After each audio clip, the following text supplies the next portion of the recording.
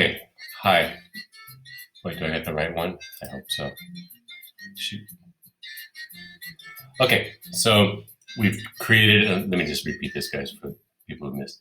All right, we got our notes from yesterday about how to saturate and develop surface with color. And we're going to practice that on an indoor scene with an outdoor window. So we got a little bit of both, how to do outdoor and create distance, and how to use indoor. So sketch out using any techniques with your pencil to create some depth just with things like cropping, like this character here, or overlapping shapes, like how the couch looks like it's in front of the wall, and also the head in front of that wall. Okay, and create a scene. Could be indoor or outdoor. And now we're going to use color. That's the main part of this lesson: how to use color to push things back and pull things forward. All right, let's continue. So we started with laying in just the lightest intensity of blue, trying to blend the color as much as possible, but let it be a little more intense at the top. And go slowly, right? It's important in an art piece to build things up and find your colors and let them mix gradually. Don't try to do it all at once, because there's no going back. You can't really erase color pencil. So make it as light as you can towards the horizon. And to make this look lighter, I could add white pencil if I had it, but I don't. So I got to use the white of the paper. And instead, I can make the top, up in the top of the sky, a little more intense. Now, if I had a different kind of blue, this is kind of a cobalt blue. It's exactly a cobalt blue, right? If you have a color pencil called cerulean blue or sky blue, those work really well for the sky. But this is what I got, so I got to use it. All right, so by making this a little darker, makes the horizon look lighter. All right, so I'm gonna just do it a little bit of the ways. I'm not finishing it yet. And I'm gonna leave that as is, and I'm gonna build up other parts of the picture to continue, okay? And where to go next? Well, what I recommend when doing any painting, and whether you're painting with color pencils or painting with actual paint, the idea of working with color is starting lightly and work around the picture in different areas to build it all up together. All right, so I don't really know what color things are going to be in this picture, but I know that the couch I got blue in my hand, so I'm going to use it a little more. And I'm going to make the couch is going to end up being kind of green, but blue is part of green. And at the bottom could be a little like bluer green, so I'm going to put that in there. All right, and just put in a light, low intensity version of some blue to start making my green here. So I'm going to be mixing in the picture. Really light on top.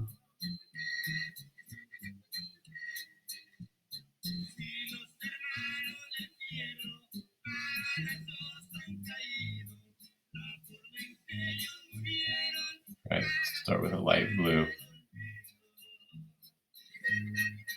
And by laying the pencil down low like this, I'm not up high like this, but I'm down low and holding it further back, I get a more even application of color.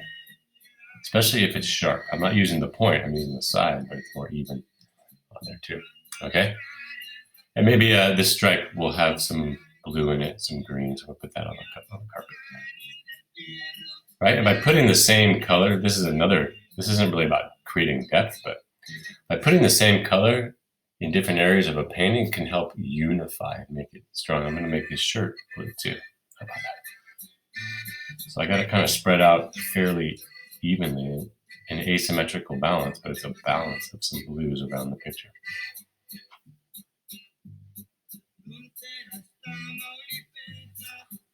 All right, now I'm going to move on to another color.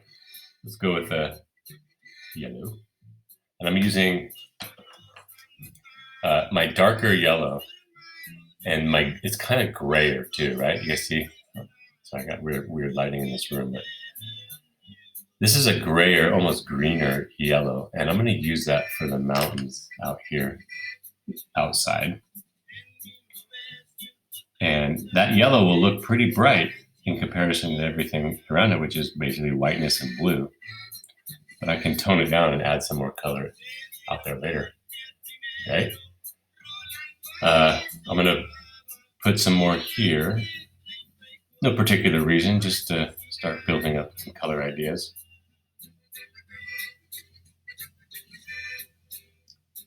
And maybe the floor will also have a lot of yellow in it. Right, because I can put this lighter color next to the couch, and then it'll end up by this guy's shirt, and so we got some contrast. We got a darker color next to a lighter color on the floor. All right, so what I'm doing is just simply laying in some base color ideas before I start mixing them and making them more intense.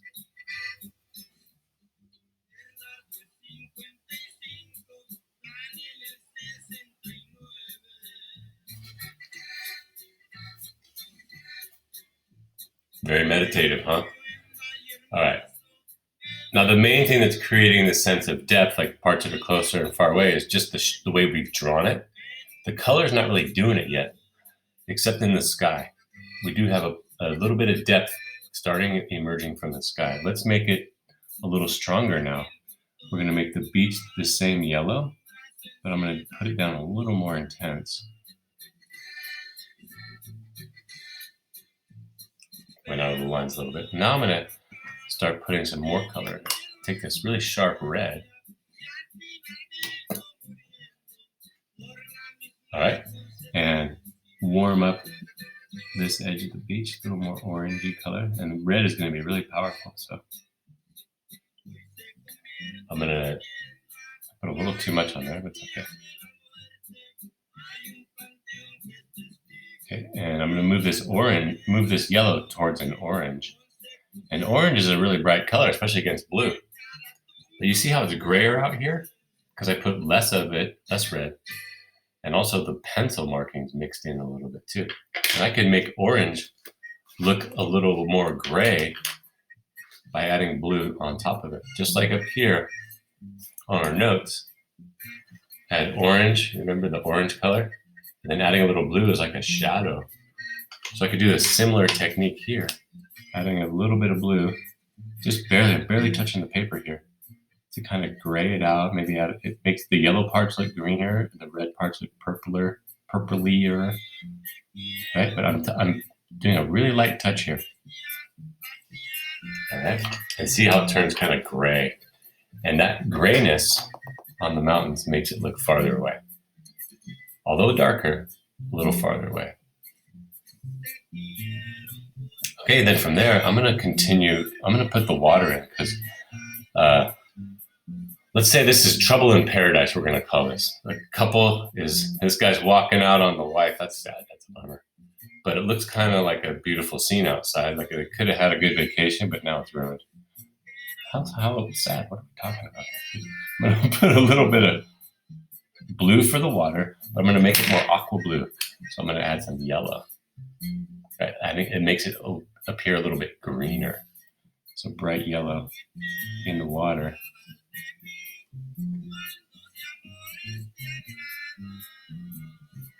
Right, so it ends up being a kind of green, but it's a bit of a gray pea green.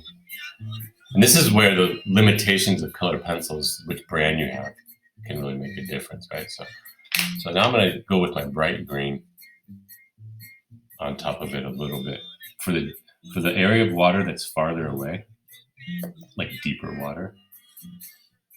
I'll put a little more intense, darker color. Make that ocean look quite exotic. Okay, make it real light here. Maybe add some yellow to it in a minute.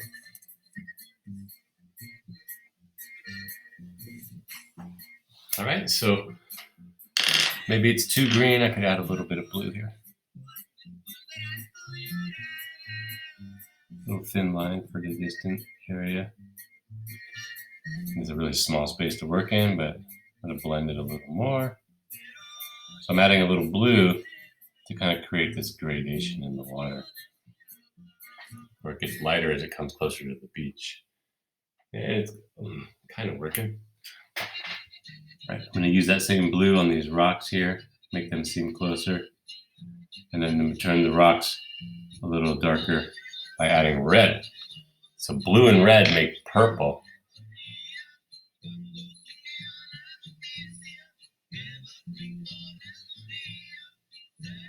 Okay. And then if it's too purple and they're too bright, I can add a little yellow, because yellow, if you remember, color wheel. If you have purple and it's too purple in your drawing, then add some opposite, add the yellow to tone it down. And that's what we were doing yesterday, a little bit, toning it down. And we're going to end up, when you mix all three colors, all three primary colors, red, yellow, and blue, it's like making brown. And there you go. It makes it kind of dark and faded. All right, so these color variety here, just in this little scene, makes the mountain look farther away and this area look closer. And now this clouds, same thing. Clouds are not really white. There's like white parts of it, like highlights, but clouds are pretty much gray. And here's a tip. Here's how we can make grayish clouds. I'm going to zoom in here. It's getting to be a little bit too zoomed in. Okay, so I'm going to very lightly go like this in little circles. Make some really light scumbled blue. Scumbling is moving in circles like this. So now it's going to start losing the definition of the cloud and become like a little bit blue, just like the sky. But then from there, gray them down. So first I'm going to add a little tiny bit of red. I'm barely touching the paper now, but barely put any red, like a shadow. And it's going to turn reddish purple. All right, but then to tone it and make it grayer, remember, the opposite of purple was yellow. I'm going to take my dull yellow. I'm going to sharpen this up because this is really small space.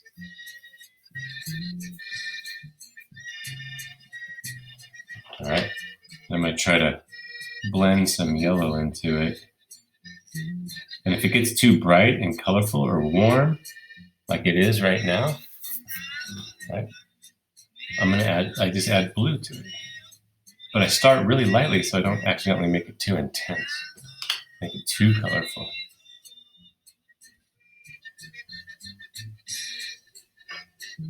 Now, this cloud is a little closer.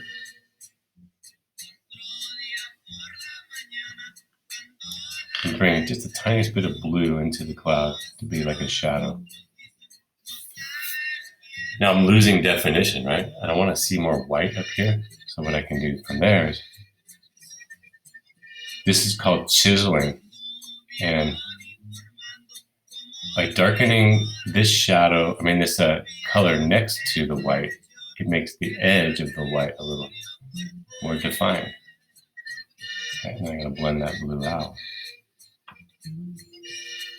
Right, and so a big part of drawing and painting is this kind of back and forth between colors to create your forms and create your scene. I lost a little definition there, so I'm going to create a harder edge at the top of the cloud, blend it into the blue of the sky, so that blue meets the edge of the cloud and creates this sort of shape, more defined shape of the cloud.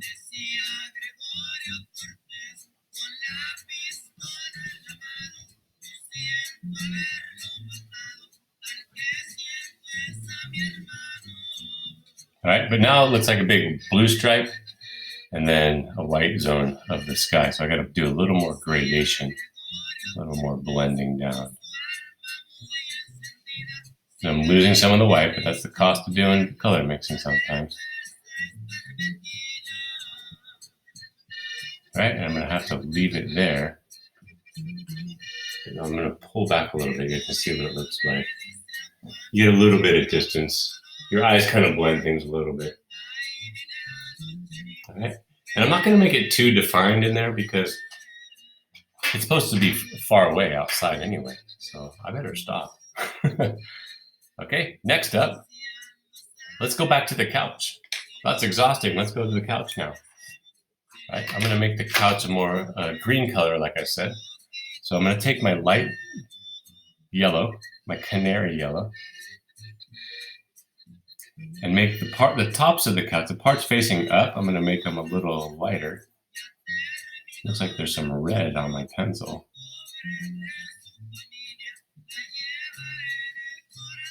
So I'm going to do everywhere that like is the top of the couch, the parts facing up, I'll make a little more like yellowy green.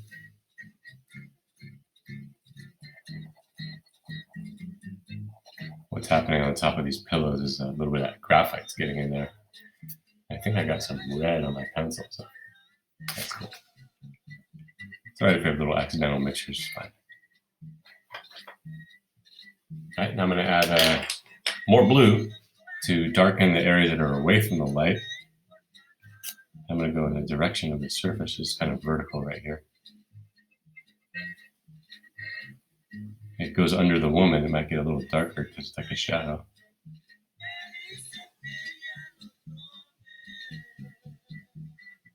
It might be even darker still where the cushions meet the frame. You can use darker or intense blue to describe an edge. I mean, a shadow, excuse me.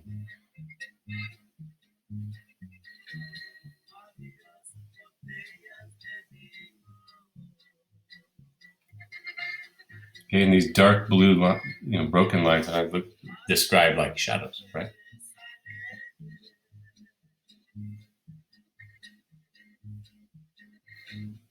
Right, and so I did not imagine this scene.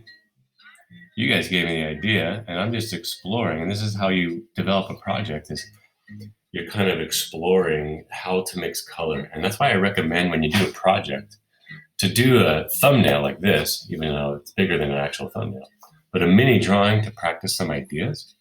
Right? I got this idea that the dark, shadowy areas of blue will be just more intense blue, so I'm going to do that in some other parts of the picture. Sorry.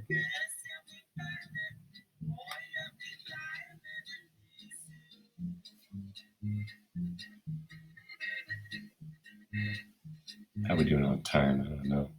I'm lost in it right now, guys.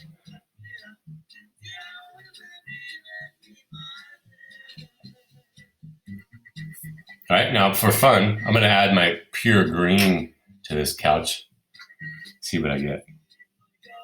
Because I want the overall feel of it to be a green couch, but it's looking pretty darn multicolored right now. And that's cool because it's a cartoon anyway, right? So it's all good. By putting a little layer of green on all these other colors, might help to unify this as if it looks like a green couch. Some lighter green areas, some darker green areas.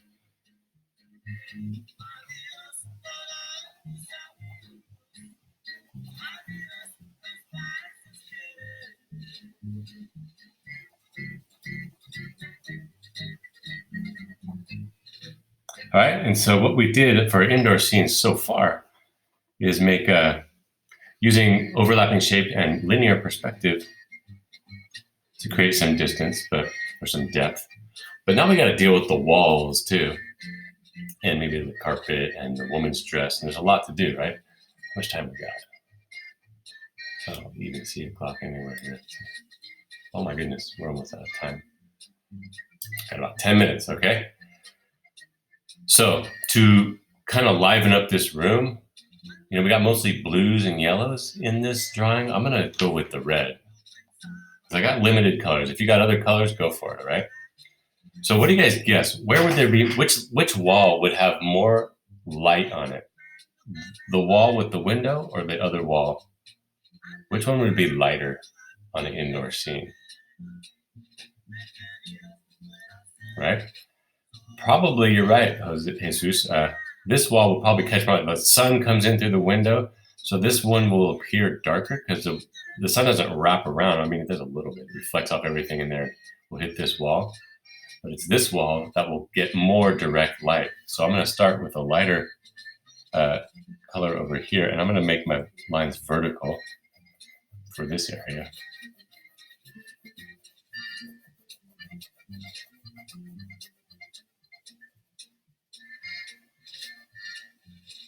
Right, and red is opposite of green, so this is going to be a pretty loud room. It's going to make things pop out. Right, now down in the far corner of that wall, it might be a little darker because it gets less light, right? And if light hits the woman's head and then it casts a shadow, watch this little trick. This could be fun. If I want to like get this kind of like realistic elements in it, I could create a shadow right here with red, because a red wall with shadow on it will just be a darker red. So I'm going to just echo the shape of her head here.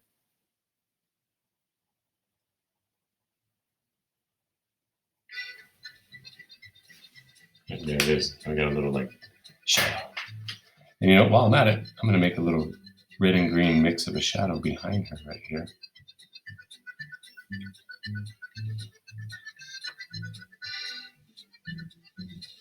Like that again, I'm going to be a little more here on the ground.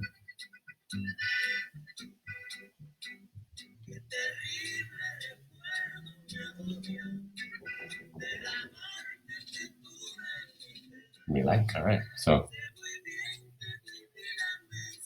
right, now this wall, I'm going to make it red, but also maybe with a little blue to cool it down, make it like a shadow. So I'm going to do the same red as the other wall. The element of unity. I'll leave those curtains alone though.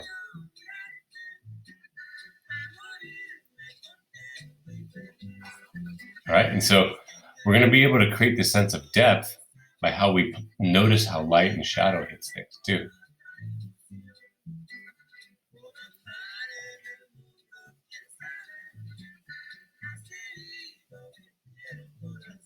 And changing the direction on the wall here, the direction of my hatch lines, my coloring, it helps define it as a different plane. And that's one, you don't have to do that. It's just one more trick, one more device.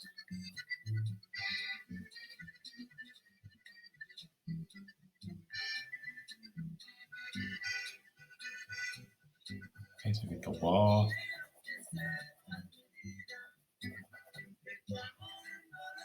It's hard to get it really even with just one passage, one time across it. Okay. But yeah. Don't forget all the little parts. All right, so we get a wall started. All right, but now it looks lighter. We want it to make it darker, so I'm going to add the blue now. See how that works.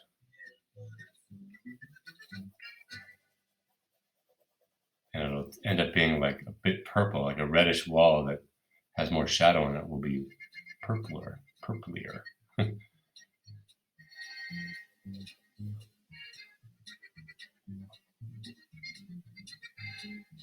This episode brought to you guys by Ramon Ayala. Thank you, Ramon.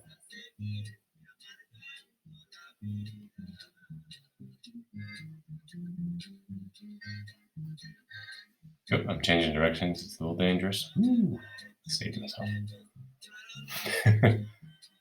All right, keep going a little more. A little darker down. Now, if I make it darker over here, then the woman will pop out more too. Right. So using color contrast to help things pop out, create depth. And I'm doing the background first, and then I'll get to the woman. There's a really small space to work in, but I think I'm going to finish this off with pens, actually.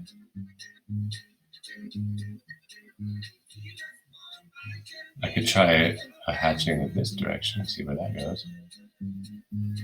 Okay, once I started, I got to finish it to make it fit.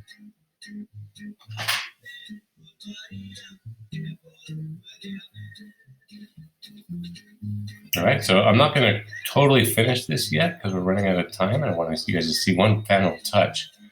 But I would keep going with this. Try to get that wall to look flat and less textured, get it more even. And I could use my stump. If I have enough colored pencil on here, I could use the stump to kind of blend like that. But I need more material on there for that to work. Now, some other last tricks to make this really work, okay? To make this character really yellow. Something intense.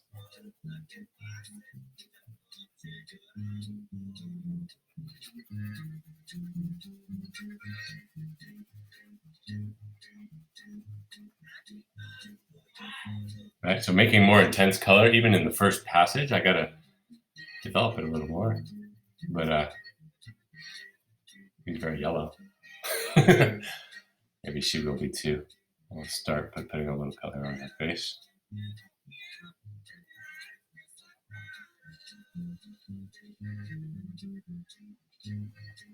Here's her hand. All right. And here, because we're at the end, let me just show you guys this. Ways to finish off. You can use pen to do some outline and practice it in your sketchbook, but watch what happens when we do like just a little bit color, not pow, right? Maybe.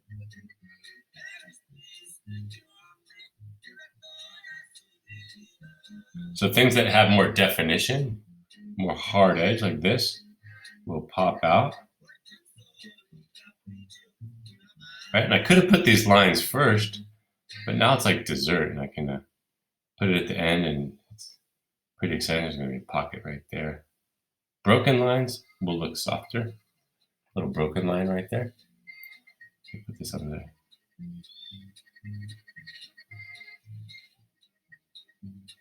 There's a broken line, kind of fade. Maybe I'll put some hairs on it. And so if I develop some detail on the foreground,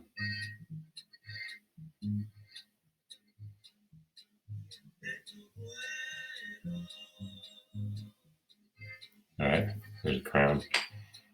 He's about to lose his crown. His wife doesn't want him to have it anymore, I guess.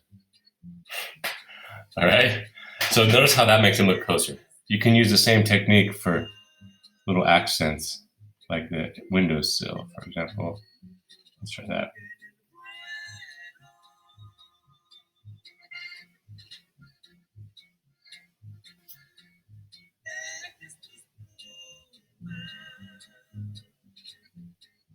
And broken lines sometimes work good.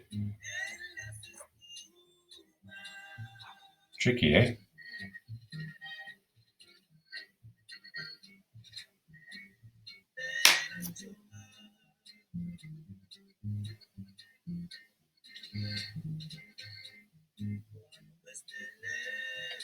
All right, so these broken lines kind of describe like wrinkles, in this case, like shadows, but wrinkles in the curtains. And it makes whatever color I accidentally put in there kind of not be noticed. Makes them look white.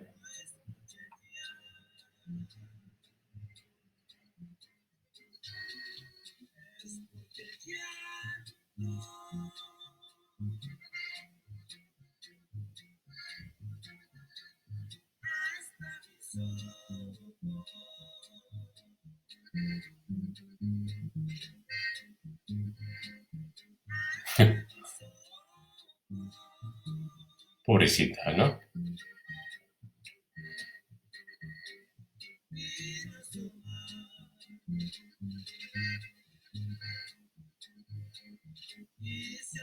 Okay, so black line, and then watch one last thing. This is the last word of the day, y'all. So this is a quick sample. Actually, not so quick. We used the whole period, but a sample of the scene with characters. It has a little bit of outdoor, a little bit of indoor. But you guys are going to do as a project, instead of in your sketchbook, you're going to get your watercolor paper. And this paper, there's a bunch of sheets in it in your box. There's this shape, which is 7 inches by 11 inches. they're like more of a strip of paper, and then there's the larger one like this. So don't use the larger one. We're going to save that for paintings later on. But you got a bunch of these, and do your project on this. And what you can do is, if you look closely at this, and we're going to do this tomorrow too. I'll remind you, but just get it ready for tomorrow. You can do one scene and leave like a 1/2 inch or 1 inch margin at the edges and do one scene inside there. You could also do it, if you can't decide on what to draw, maybe do 2 mini scenes. This is called a diptych. You can do like a character here and a character here. They can be different, but on one piece of paper, it makes them feel like they're like a collection, like a little scene or a before and after, or however you want to do it. But 2 drawings, and they don't have to be perfect squares, like rounded edges like this. You do that, and the way you finish it is you could take the brush pen.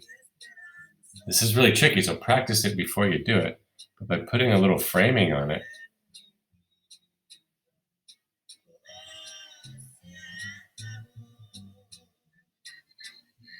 right, kind of gives it a nice finished quality, even though I haven't finished the coloring yet.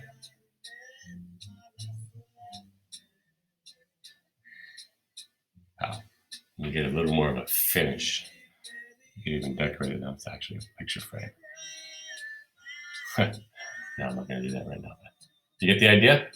So mainly using color, shapes. It's like a collection of all the techniques we've been using. See what you can come up with. All right, and we'll start that together tomorrow in class. All right. So does anybody have a question? Or check this out. We can make these are like door panels.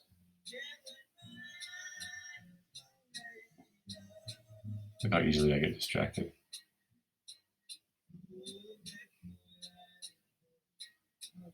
Welcome.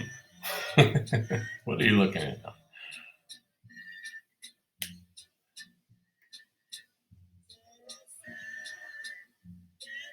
All right. Here, let me take a quick roll. I think I did it at the beginning. Did I do it? Let me see. Let me take a quick roll, and then I'm going to let you guys loose. Shoot. The computer's acting up.